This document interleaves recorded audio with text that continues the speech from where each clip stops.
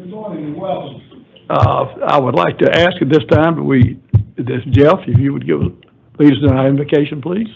Sure. Let's pray. Father, we pause at this point, Lord, and lift you up and offer our blessings to you. And we're so thankful for all the mercy and favor that you show us. And Lord, we just ask for your blessings and favor now over this meeting and over this department and the women who run it. Lord, we just pray our blessings over the state and our nation. Lord, be with us during this procedure. Amen. Amen. Pledge allegiance to the flag of the United States of America and to the republic for which it stands, one nation, under God, indivisible, with liberty and justice for all.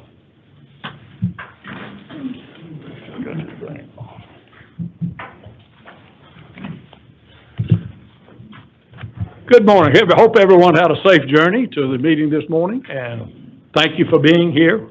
I hope we'll find something entertaining out of this meeting, and I'm sure we will.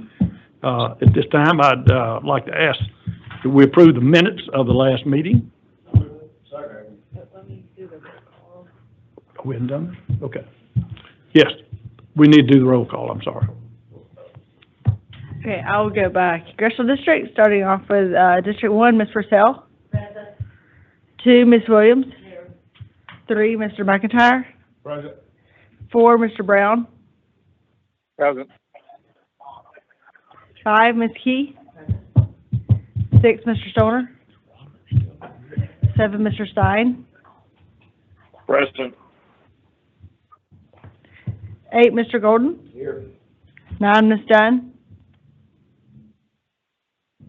10, Mr. Botsell. Here. 11, Mr. Lewis. Here. 12, Mr. Snipes. Here. 13, Ms. Lemon. Here. 14, Mr. Gravely. Here. And that's 12, so we have a quorum present. Thank you, ma'am. All right, at this time, I'll ask for a motion to approve the minutes of the last meeting. Second. All in favor? Aye. Any opposed? Motion carries. Thank you very much.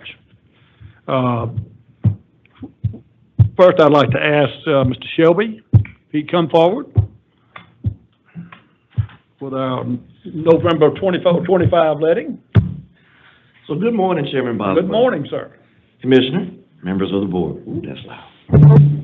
All right. So I'm here to present the projects the department is proposing to advertise for the November 2025 letting. And trust me, I'm so happy we're having one. Before we present November, here are the FY 2026 results. We have led a total of 105 projects for fiscal year 2026. This chart shows the number of projects by improvement type. The value of these 105 projects is approximately $1.03 billion through the September 2025 bid award.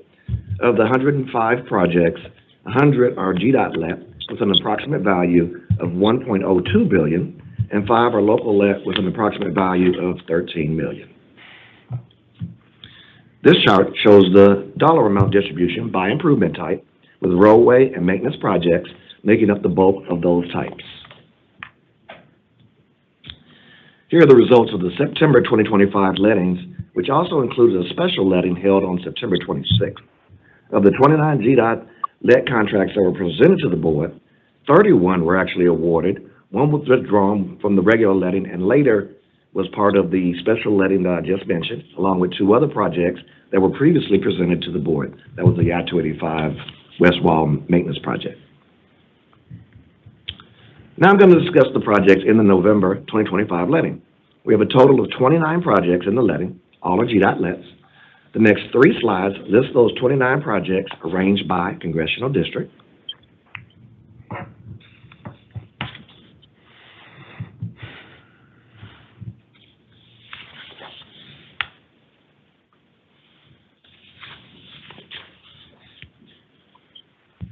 All right, so you can see with this slide, we're letting a variety of projects throughout the state to address maintenance, bridge, capacity, and safety issues. This first highlighted project is at Bickley Highway over Hog Creek, which was constructed in 1954, has reached the end of its service life after 71 years. Structural assessments have identified multiple deficiencies on this local road bridge, including inadequate load carrying capacity, vertical cracking at both abutments, scour damage at bent 14, and exposed reinforced steel at several locations. Due to these conditions, the bridge currently requires load posting and presents an ongoing safety and maintenance concern. This replacement project addresses critical infrastructure needs and ensures long-term reliability in the corridor. And here's a ground view of that bridge to be replaced. This next highlighted project will resurface State Route 54 from State Route 1 in Meriwether County line for a length of 11 miles. This 2.1 mile improvement project along State Route 20, which goes from County Road 765, which is East Cherokee Drive, to State Route 369, will expand the roadway to 3 lanes in each direction, introduce a raised median to improve safety, and upgrade pedestrian and bicycle infrastructure. These enhancements are designed to alleviate traffic congestion, support multimodal access, and position the corridor to meet the future growth demands in the region. This is the middle section of the Canton to Cumming State Route 20. This next project will resurface I-20 from east of State Route 83 in Morgan County to State Route 44 in Greene County for a length of 17 miles.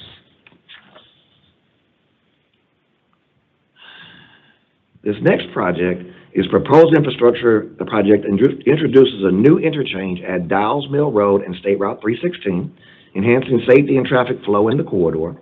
Key components include construction of a bridge to support the new interchange at Dowles Mill Road and 316, closure of the existing at-grade intersection at Dowles Mill Extension and 316, realignment of Dowles Mill Extension to connect with Dowles Mill Spur south of 316 with a cul-de-sac added north of the highway, redesign of the Dowles Mill Road and Dowles Mill Extension intersection to meet current design standards.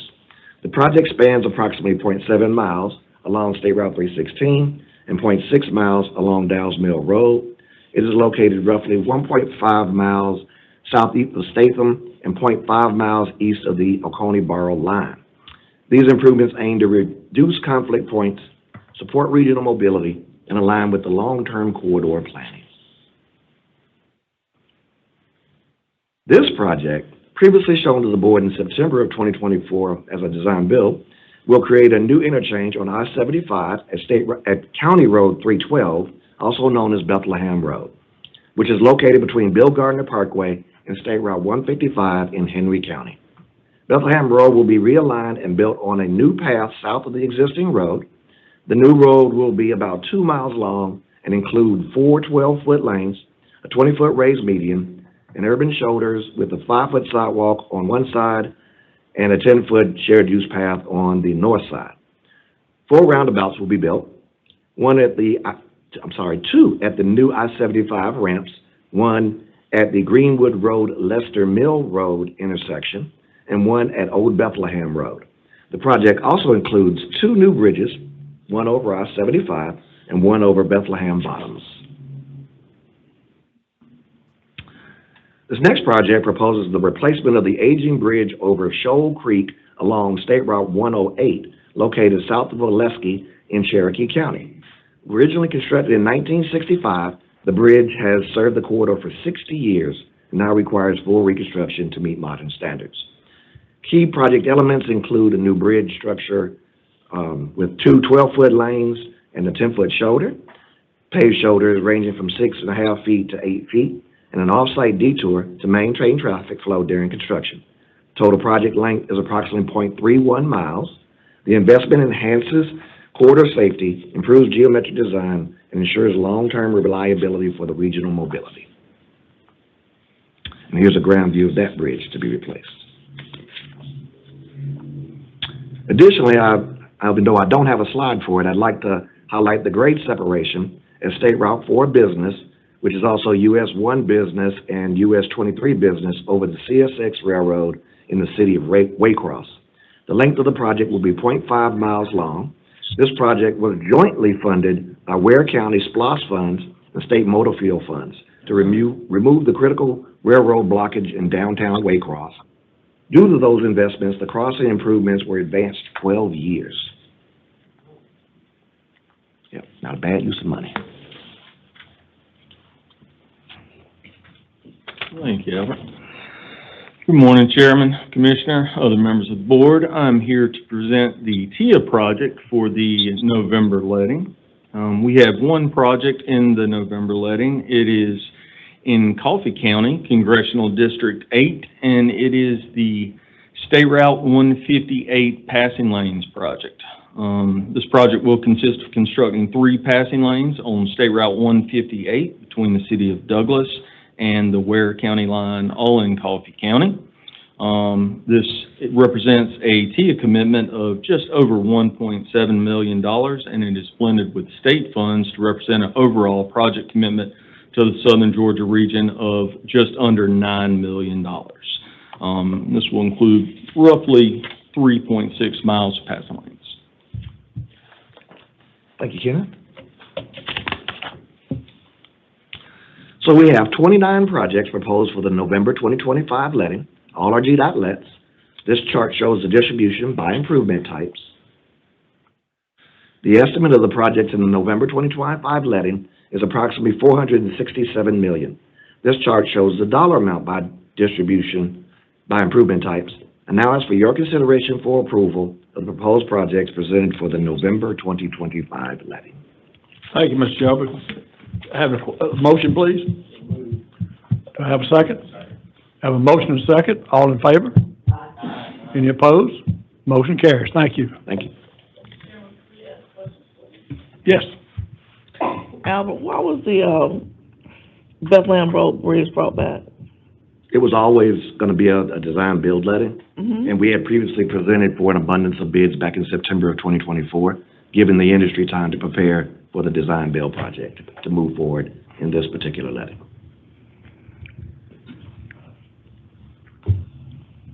All right, Any thank you. questions? Thank you, sir. Mr. Markham?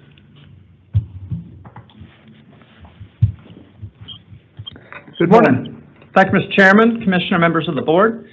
Pleased to come before you this morning with proposed revisions to the construction work program.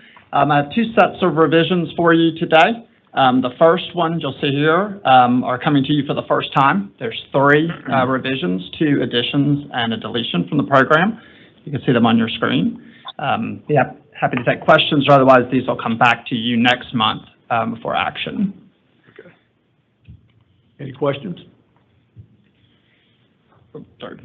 The second set for you here that I'm bringing before you today came to you last month for review and come before you this month for action. It's 1 proposed revision in addition to the program. You can see that on your screen. Be happy to take questions or ask for your favorable consideration. Any comments or questions? If not, do I hear a motion? Hear a second? Motion and a second. May I have a vote, please? All in favor?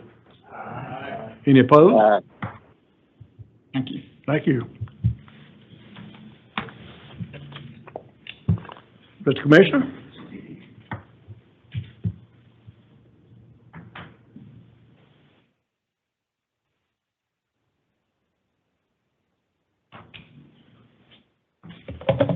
Good morning. Good It's a morning. beautiful morning outside, a beautiful fall morning. It's great to be with you. And we'll jump into our state fund collections for the month of September. Funds collected was $224 million. The breakdown on that is excise being right at $204 million, a little over $20 million in transportation fees, bringing the fiscal year-to-date collections to $662 million. That's about almost $598 million collection in excise, and almost $65 million in transportation fees. To give you a little perspective from where that is from this time last year, we're tracking about $15 million ahead. So pretty close to last year's collections, which is a good trajectory. Before I move along, let me just give a little bit of commentary on federal funding. That's why we're talking about funding. And I think today is day 15 of the federal shutdown. So let me just give you a little perspective of what that means. Obviously, as the federal appropriations haven't happened, I'll just give you a reminder that Federal Highway and Federal Transit Administration are funded from the Highway Trust Fund Program, which was authorized under the Transportation Bill, the IIJA. And so Congress passes the Transportation Bill, they set the funding limits for 5 years. And so that has been, that was set. So this is different than the lapse in appropriations that currently exist, meaning that reimbursements continue to happen. So the money is there. Federal Highway and Federal Transit Administration employees are at work because they're funded separately from general fund appropriations. That's an annual appropriations process in Congress. So they continue to work, and they will continue to get reimbursed for the projects, the federal projects that we have. So that is good news, okay? So things keep moving.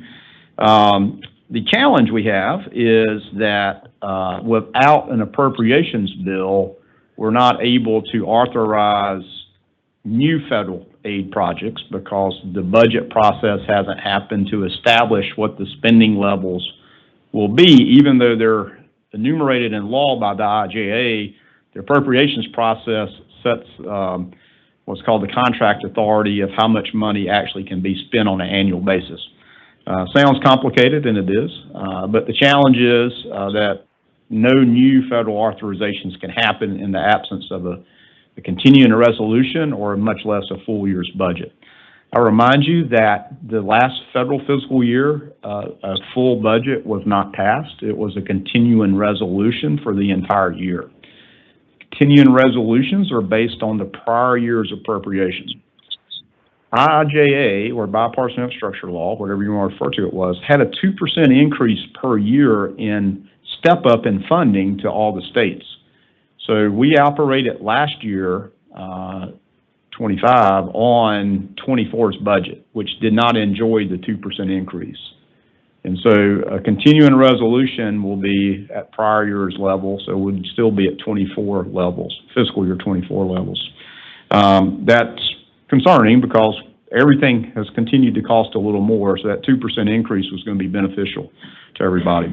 Now, where we are today in October is not unlike where we've been for the last, 8, 9 years, that Congress hasn't passed a full budget going into the budget year on October 1st, as long as I can remember. So we've traditionally been in the continuing resolutions generally to the end of the calendar year. And so when you get a continuing resolution, Congress basically says you get a daily pro rata share of federal funding. And so you get 1/365th. So it's been pretty customary that we've sort of had to take an IOU from Uncle Sam, as I like to call it. There's a technical term called advanced construct, where Federal Highway says it's a federal project, we'll approve federal funding when federal funding exists, and it's like an IOU. So it's pretty typical for us to operate that way. And so we're pretty accustomed to that right now. The concern gets when you get past December, we're using our state dollars to back the IOU. You just approved a very large letting. And so we have to be careful that we don't get ahead of our skis on using our state money to fund the federal program. And so we'll keep you apprised of that, but I just wanted to it's been a lot of questions. I've had a lot of questions about what's going on with the federal shutdown. One, we're continuing to get reimbursed, which is good. So we're not worried about anything that we've moved forward with, whether it's design or environmental right-of-way or construction. We're moving that ahead. It's just the absence of the federal bill at the moment. We can't authorize any federal. And then the concern is always, well, how long does the continuing resolution go? And if you do short terms, a couple weeks at a time, it takes generally about a month from when Congress acts to Federal Highway being able to reimburse us anyway. So there's a lag in that month to maybe 2 months. Depends on if you get into holidays. Sometimes it takes a little longer. So we'll keep you apprised of that. The only cautionary tale I give you is that we have to watch our lettings. Again, not knowing how long this goes, that we may have to throttle back because we won't have the federal money to be authorized to back the contracts. So we'll just see where we are. Not panicking yet, but I do want to point to the the fire alarm on the wall. We know where it is if we need to pull it. So, all right. Any questions on that? I'll be glad to take any questions. It's complicated. Yes, Mr. Chair. Just any ideas that, I mean, I don't know what's to get, but when this might come to an end, or what's the longest time we've been out? I do not, I cannot answer that. Okay. Like I said, traditionally, it's been a continuing resolution until the end of the calendar year. At this point, we'll take a continuing resolution because without the budget at all, there's no money at all. A continuing resolution gives us at least hope, and we know that we can get some amount of money. And I do want to go back and say this. Understand that federal appropriations under continuing resolution, it's still a reimbursable program. We have to spend our money to get reimbursed by the federal government. It's not like they send us money and puts in our checking account. We have to spend the money and get reimbursed. That's always a point I like to throw out, but I don't know. Okay. Well, thank you. Yeah. Okay. Now that we took care of the easy things, let me jump into employment figures. Last month, we hired 45 employees. We had 37 employees separate, giving us a total headcount of 3,997 employees. So we're just sort of treading water there, with Hemorrhage and Phil. We've got to slow that trajectory down. Our procurement report, we executed 189 professional services contracts valued at $80.2 million.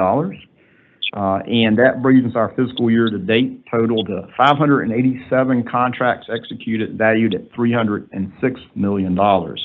Again, to do all the work to get these projects in front of you to be bid and built and put into operations. All right, let's jump over to some projects, just a few projects to highlight since the last time we were together here. We'll start in Congressional District 8 down in Jones County, which is the Thomaston District, a capital maintenance investment for over 7 miles of milling and resurfacing on State Route 22 from the Gray Bypass over to the Baldwin County line. The contractor was Reeves Construction Company. It opened traffic up on September the 8th, represents a $2.7 million capital maintenance investment, and we opened it up ahead of schedule. Jump over into Congressional District 10 in Hancock County, GDOT District 2 out of Tennille. And you had a great update from District 2 yesterday, District Engineer Corbett Reynolds, about all the work they have going on. Well, here's another project they accomplished. It was a local bridge replacement on Tucker Road over Sandy Run Creek in Hancock County. The contractor was Gregory Bridge Company. It also opened traffic on September 8th, represents a $1.6 million local road bridge investment. Very important to have those local bridges. All right, let's stay in Congressional 10, but jump over to Greene County. That might be the home of our chairman, I understand. GDOT District 2, another capital maintenance investment. Over 6.5 miles, again, of just milling and resurfacing on State Route 15 from State Route 77 over to State Route 12. The contractor was Pittman Construction Company. They finished up on September the 18th. I might draw your attention to the right slide there. You see the little rumble strips in the white stripe. You had the presentation yesterday on safety, and that's part of that systemic approach for safety. When we do these resurfacing projects, we're putting the rumble strips in there as well. And you heard even about technology of rumble strips yesterday. So great to see that this $1.8 million investment was completed ahead of schedule. Now we'll move up into Congressional District 12, or over to Congressional District 12, I should say, in Jefferson County, GDOT District 2 again. Right at 6 miles of widening and reconstruction of US 1 from Louisville Bypass up to Clarks Mill Road.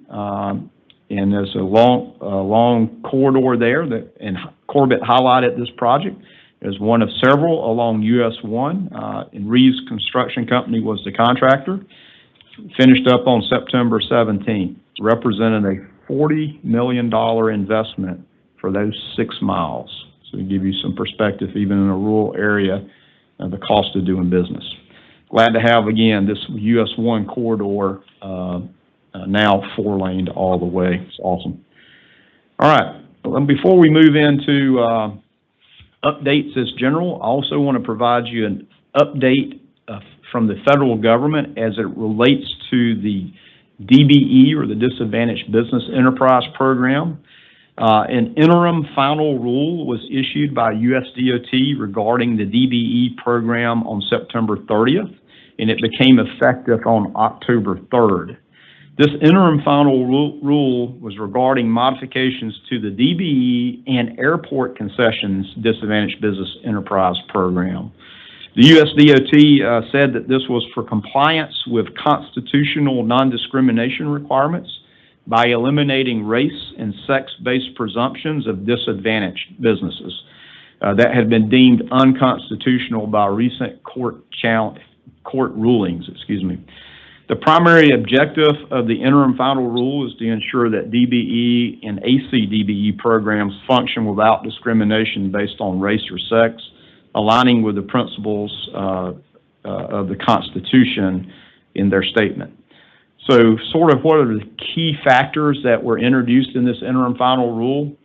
It basically eliminates race and gender-based presumptions. The interim final rules removes the automatic presumption of social and economic disadvantage based on race or gender. Instead, applicants must show and provide personal narratives and evidence that demonstrate their own disadvantaged situation. So the shift to evidence-based evaluations, certification decisions now will rely on individual statements rather than group-based assumptions. So this temporary pause, this interim final rule also put a temporary pause on all DBE goal setting. Recipients of US DOT funding, such as ourselves and MARTA and the City of Atlanta and anybody that receives federal funds, has to pause setting and counting DBE goals until all DBEs and ACDBEs are reevaluated based on these new standards. The amendments replace existing presumptions, as I said, of social and economic disadvantage with the requirements of, again, individual assessments. All right, so right now, all DBEs are considered decertified, and they all must reapply for certification based on these new requirements. So where are we as Georgia Department of Transportation? We have maintained that all our existing contracts, again, they're contracts, that have been procured with goals, we keep the same contract in place. So we haven't modified our contract. So if there's DB participation in a contract, it remains. Going forward, everything we do, including the letting you just approved, will have 0 DBE goals on it. That will stay in place until we can establish a programmatic goal based on this new criteria. So there are still questions on how we exactly do that. Those are things we are working on to try to understand, as well as all the state DOTs. Kimberly King and our EEO team is working closely with MARTA, the City of Atlanta, and others here across the state to develop a recertification process for these DBEs. That's first and foremost, is we want to recertify DBEs as quickly as possible. Setting a program goal is going to take us much longer to understand. Just want to call your attention to that both MARTA and GDOT are called the Unified Certification Programs for the state of Georgia, who certifies DBEs. So we certify DBEs for all entities here in Georgia, not just transportation, but for airport concessions or anything that would have a DBE nexus. We and MARTA both certify DBEs. Georgia is one of the largest DBE registers, or the list of DBEs that are registered here in Georgia is one of the largest states. California, Texas, Florida, New York, Georgia, top 5 in the nation. So we have among the most. At 4,000, right at 4,000, a little south of 4,000 registered DBEs here in Georgia. That is a big lift. That means we have to go through a process to recertify potentially up to 4,000 DBEs. I want to acknowledge Stacy Key for her advocacy and convening of bringing the city together with GDOT and MARTA, and working with, again, Janine Miller over with her other role at the Atlanta Transit Link Authority, and everybody that's involved in DBE goals and participation here. So thank you, Stacy. We plan on doing a webinar as soon as we can so that we can share this information. Things are just sort of uncertain now among DBEs, among state DOTs, but we're working forward.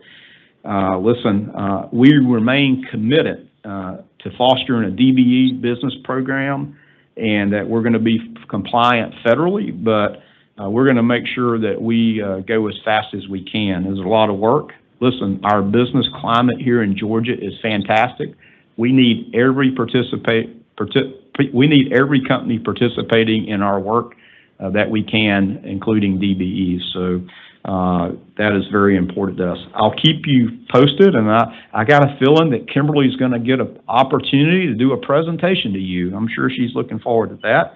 But right now, she and her team is nose to the grindstone, and they just had a call yesterday in a meeting with the City of Atlanta and MARTA to work together, because we want to be unified of how Georgia moves forward here in the city and across all of Georgia, that we can get this underway to start this recertification process. So, Mr. Chair, I'll be glad to take questions. This is a lot of moving parts here, but glad to take any questions or to address this before I move on in the presentation. Any questions, anyone? Okay. Thank you. I said the federal funding was easy, but so we got other things to work on. All right, let me jump back to our normally scheduled program and get up to honors, updates, achievements, and recognitions. And we'll start with some recognition, in fact. Just wanted to highlight a couple of well-deserved promotions and advancements in the department. First, we'll start on the left side of the screen with Alan Davis, who was promoted to the Director of Divisions and Permits and Operations, replacing John Hibbert as John became Deputy Chief Engineer. Alan has an extensive background in transportation engineering and traffic operations, been with the department for 13 years. He's been in traffic ops and certainly focused on traffic signals, arterial operations, emergency technologies, and it's been a great asset to the Division of Permits and Operations already, but now he gets to lead that. Also in the center of the screen is Sam Harris, who was selected to replace Alan as the state traffic engineer over in traffic operations. You've heard directly from Sam standing at this podium for many times about his work that he's done, so we certainly want to recognize Sam and his new role and certainly acknowledge him. And finally, Miss Amber Phillips was promoted to lead the Office of Environmental Service, replacing Eric Duff, who stood here last month and as he retired, and you honored him. And we have all said that we just want to copy Eric's speech because it was so touching and meant so much. But Amber is great, and she will pick up the reins and keep OES moving forward. She's got more than 22 years of experience here at GDOT, and certainly is an expert in her field and a respected leader not only here in Georgia but across the country. So she's going to do fantastic. In fact, in last year's GDOT Annual Employee Awards program, she was named the James F. Condren Award winner in an award bestowed by Federal Highway to recognize a GDOT employee that adds value and obviously an effective leader at federal and state and local levels. So she's got a great resume and a great skill set, and we look forward for Amber to lead OES. So just wanted to, again, acknowledge these folks, and guess what? When they get these jobs, they get the privilege to stand before you in the future to give some more presentations. So you will see them around. All right, speaking of award winners, just last month was the AASHTO Transportation's Communications meeting that was held. This Transcom is a committee made up of all the communications and public affairs officials from all the DOTs. So it's a function of AASHTO, but it's the communications and public affairs folks.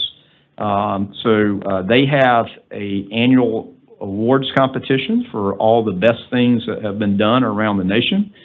Our representative joined the colleagues there to represent Georgia, and we were on many panel discussions and very engaged.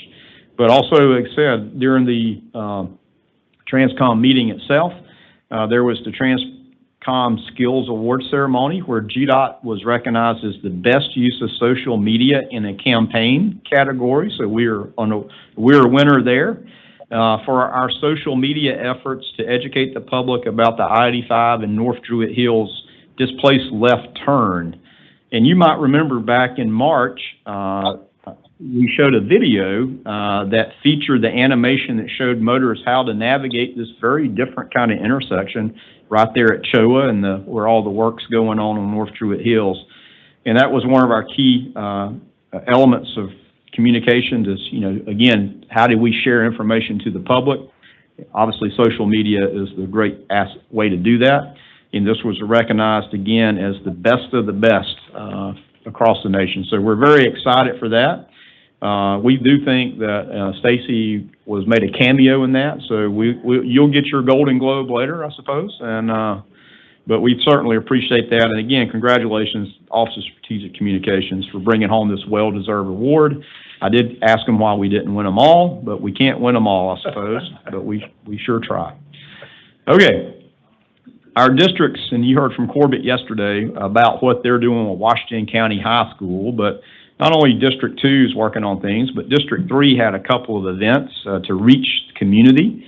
And one great example was where they recently sent representatives to meet with some of the younger members of the community at Jackson Elementary School in Griffin for its Pre-K Community Helpers Day.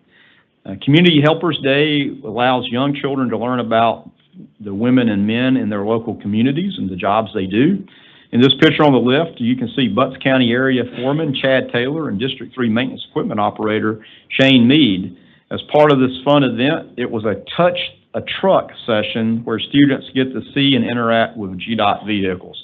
So as a kid, who wouldn't want to climb all over a dump truck? I mean, that's pretty awesome. So also District 3 had representatives attend a career day at Arbor Springs Elementary in Coweta County. On the right, you can see Survey Tech Specialist Charles Maddox and Survey Techs Ron Reed and Keith Thomas speaking to students there, so where they got the easels up with information about what they do. In total, Charles, Ron, and Keith spoke to approximately 500 students across all grades about what GDOT does and the role of the survey team. And of course, surveying is highly precise, takes a lot of engineering, math skills, and certainly a lot of technology in that as well now. So the departments, as we're always committed to, share what we do about infrastructure, and it takes community events like this and us participating in there to get the message out.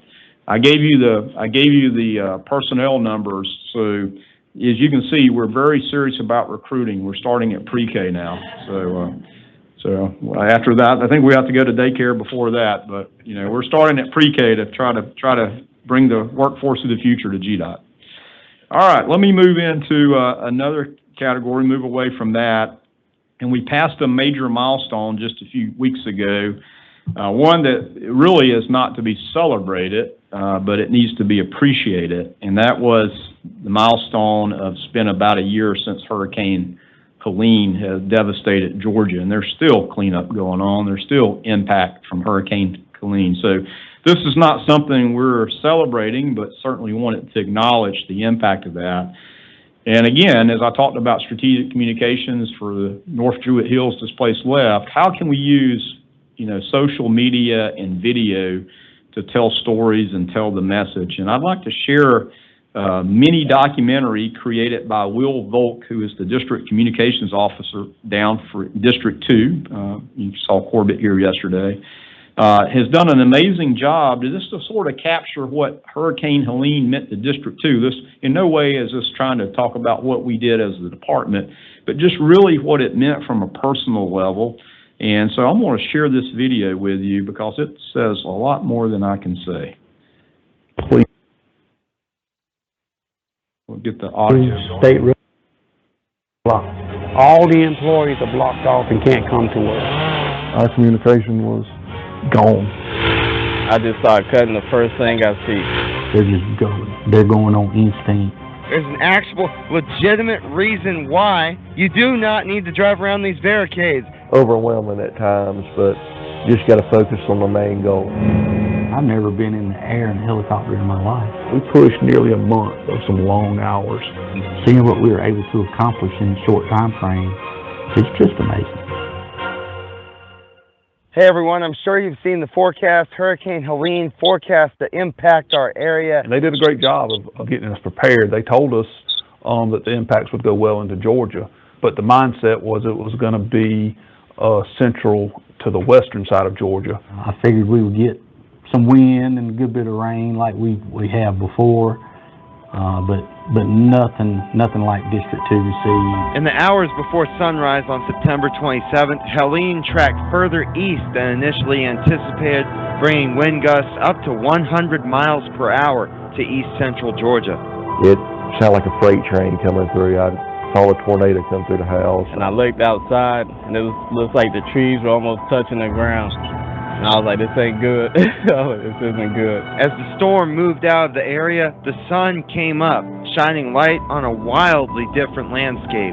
It was like a horror movie. It was something that I've never seen in my life. Got out and started trying to get toward Augusta. Every route I went on, county roads, state roads, everything was blocked.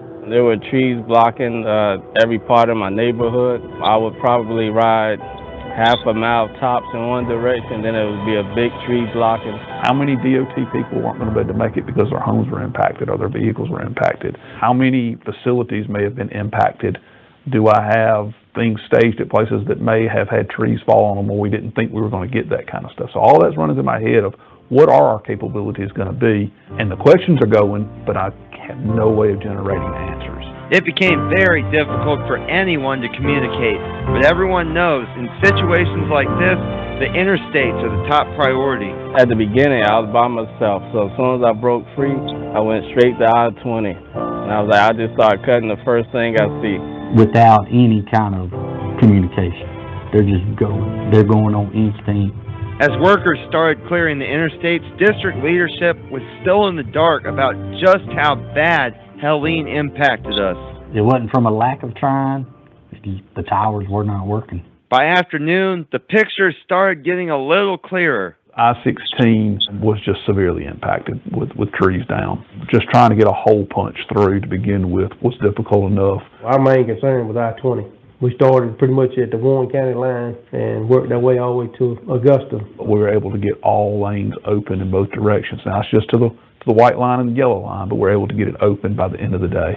Which the first day it ended up being working till, probably midnight. Now let's get to the state routes. Let's get it safe. And now you're dealing with debris and power lines, so you still have a fear. Road closed to through traffic. We're not just putting those signs up to mess with you. There's an actual legitimate reason why you do not need to drive around these barricades. We had roads closed 2 weeks after the storm, either because of power lines being wrapped up or because the road had washed away. Corbett told me don't unpack my computer. So you're going in the helicopter ride with Michael. You and Michael going with GSP. I've never been in the air in a helicopter in my life. I was kind of nervous,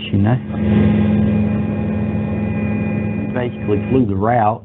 We were riding them 300 feet up in the air. They got a good look. That was probably the biggest and best thing that happened for us to get information collected district-wide on what was going on. They spent most of the day in the helicopter. By now, the crews have spent 2 full days clearing debris, but there's still just so much out there. We just worked together. It was a team. It was time to be a team. It was time to not say your county, my county. It was all one GDOT unit, and that's what we focused on. When all hands were in, it's easier to work because you see everyone's doing their best, and that helps motivate the next man.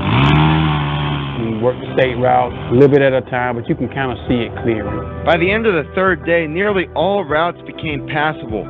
So that's an amazing feat just to get, a path that you can get through because there's so much damage. Just because most routes were passable, that didn't mean the long days were over for crews. Honestly, things were just getting started. They pushed debris away from the shoulders and repaired signs across the district, working from sunrise to sunset every day. You go home, you don't have any lights, you don't have any running water.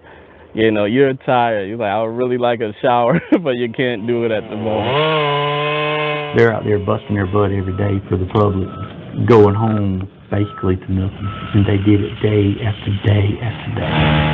With most signals still not working because of power loss, crews created and put up temporary stop signs so drivers would get the message that you need to stop at a non-operational signal.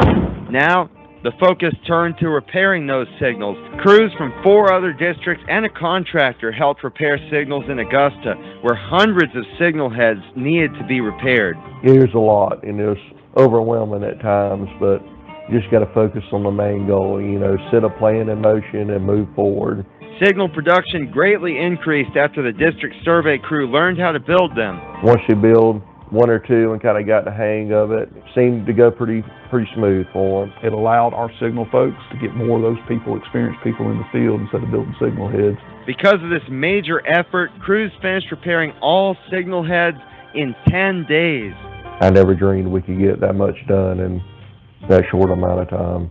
To be honest, it seems like the days just start running together. It just seemed like it was routine now. We pushed nearly a month of some long hours, and so then you start worrying about your people and the mental strain and the physical strain of working in those conditions for that long, knowing that they still got their problems at home, right?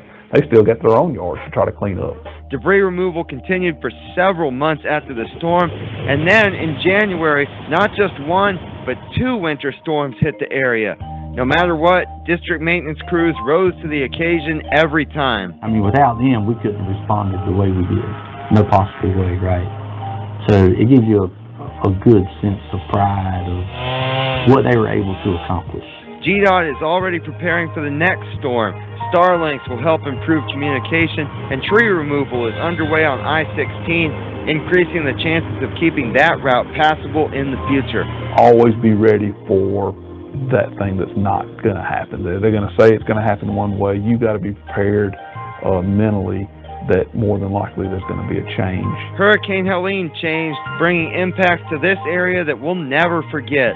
But we also won't forget everything that happened in the days and weeks after the storm. Seeing what we were able to accomplish in a short time frame is just amazing.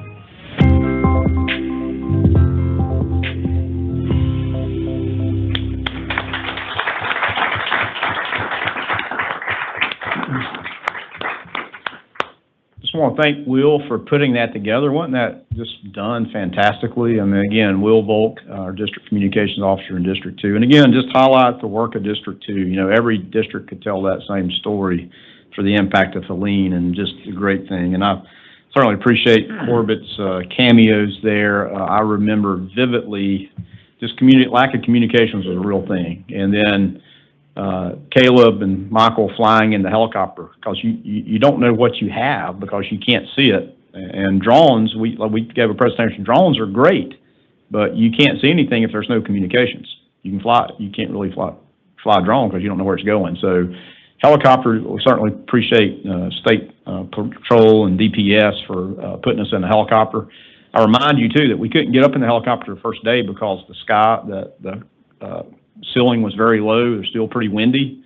And as you heard Caleb, he hadn't been in a helicopter to begin with, and he got all day in a helicopter at 300 feet, which is very low. And the DPS guys like flying those helicopters, and Michael and Caleb were hanging on. But again, that was very beneficial. And of course, Emily Fish had given an update in June to the committee of the whole about some of the things that happened with Helene. But just a quick reminder, we had over 2,000, almost over 2,100 employees engaged. Work hours are 254,000 plus hours of work. That's an average of 119 hours a person working on Helene. And of course, that averages across the state, where you had some people working just a little, and then people like District 2 and 5 and 3 working a lot of times. We ended up with 35 debris sites, 4.8 million cubic yards of debris. So let me give you some perspective. It is football season. So if we had football fields stacked 3 feet high of debris, it would be 975 football fields. Now, the other perspective is the Empire State Building is always something to give a good example of. So that would fill 3 Empire State Buildings. So to give you perspective. And I will tell you that counties probably had more debris than we had in total. And I know in total, counties had more debris than we had because they have more roads. So anyway, very, very good report, and it just shows you the heart and the soul of GDOT, of some really committed women and men, and those personal stories are touching. So certainly appreciate Will for putting that together. It was just fantastic. We actually cut it down a little bit to fit into this meeting, but really great personal stories, and one of commitment and dedication that rival none. So, Mr. Chairman, that concludes my report. Be glad to take any questions or comments. Well, I would like to comment, I can't tell you how much I appreciate that being shared with the board and everybody in this meeting. It's phenomenal what they did. And I don't know how to express my thanks and gratitude to them, but thank you. You're welcome. Any questions or comments for the commissioner? Thank you very much. Thank you.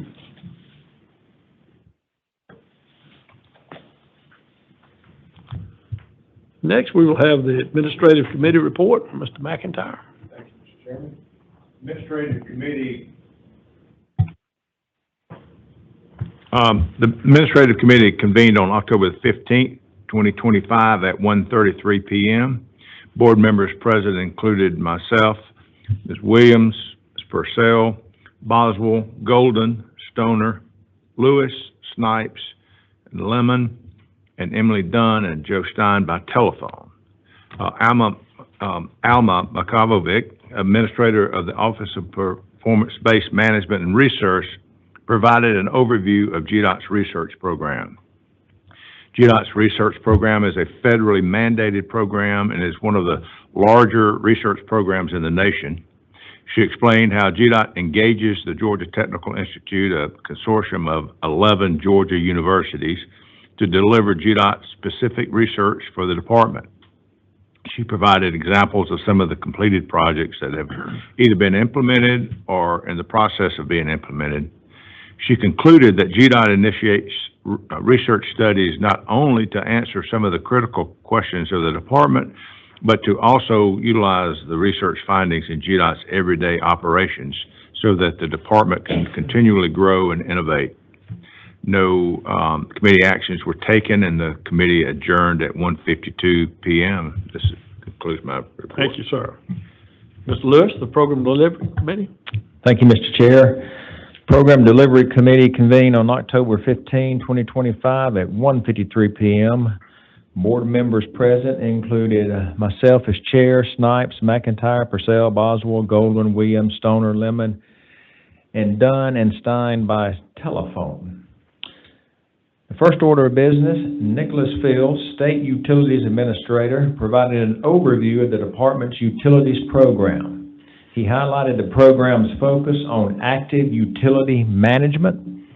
The presentation reviewed the program's district and state utilities office roles, shared innovative efforts underway such as CAD to GIS, the use of AI for utility mapping and 3D utility design and clash detection, and explained the processes for permitting and inspection, utility coordination, relocation, and construction. Over 13,000 permits were received in FY25. 830 projects are being coordinated, and 13% of projects let between FY22 and FY25 experienced an escalation action. Highly technical presentation, Mr. Chair, but it was a good one. Yes. The second order of business, Raul Vieira, Traffic Operations Supervisor, and Ron Knezovic, State Safety Engineer Supervisor, and also the least complicated name was Andrew Pearson, I believe. presented an overview of GDOT's safety and operations improvement programs. The program's goal is to alleviate congestion, bottlenecks, and reduce roadway fatalities and serious injuries while prioritizing investments that provide a high return on investment.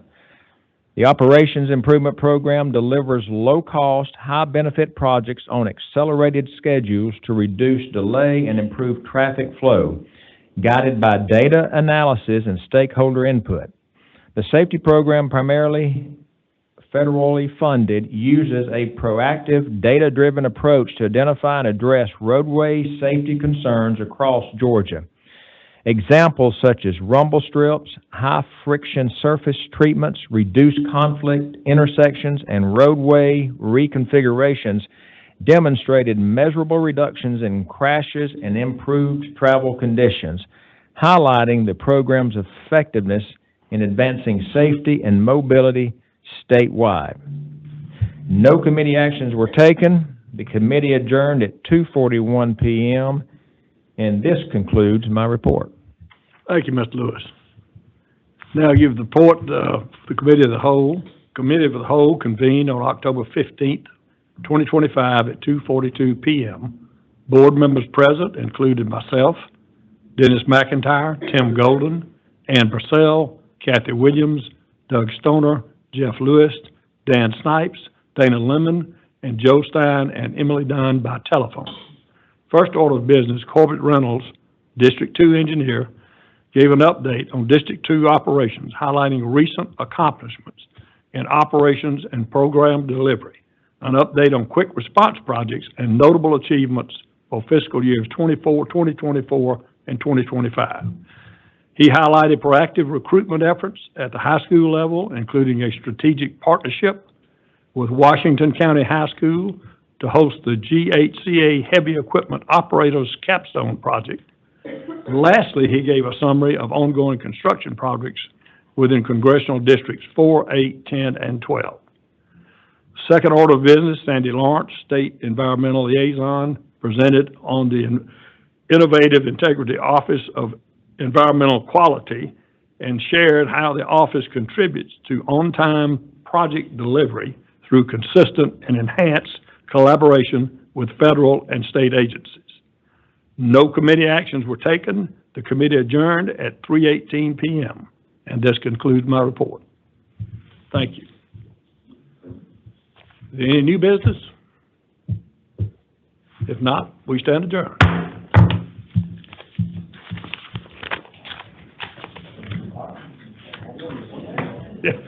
Yeah. I mean, that was an amazing.